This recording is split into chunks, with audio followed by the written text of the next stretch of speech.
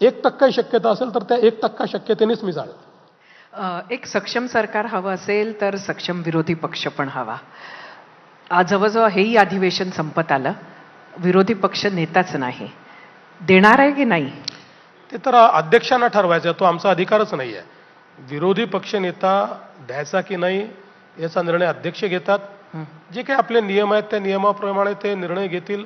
त्यांनी काही निर्णय घेतला, त्यांनी द्यायचंही ठरवलं तर आम्हाला अडचण नाही, नाही द्यायचा ठरवला तर आम्ही जो त्यांनी द्यावा की नाही?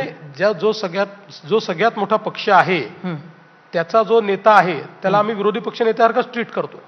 म्हणजे जिथे जिथे विरोधी पक्ष नेत्यातला जे अधिकार आमच्या स्टॅट्यूटनी किंवा आमच्या नियमांनी दिले आहेत त्या सगळ्या अधिकारां म्हणजे तोच विरोधी पक्ष नेता आहे असं समजून आम्ही समजा पुरवणी मागण्या आहेत किंवा मागण्या आहेत त्याची प्रायोरिटी विरोधी पक्ष नेता ठरवतो, तर आम्ही त्यांच्याचकडनं ठरवून घेतो.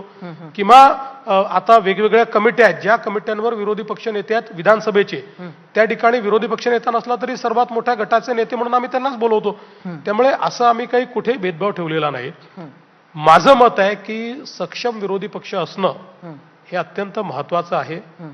कारण लोकशाहीमध्ये जर विरोधी पक्ष सक्षम नसेल तर जी स्पेस तयार होते ती म्हणजे ज्यांचे स्टेक्स आहेत असे ऍक्टर ती स्पेस घेतात आणि त्यातनं एक अराजकता तयार होते.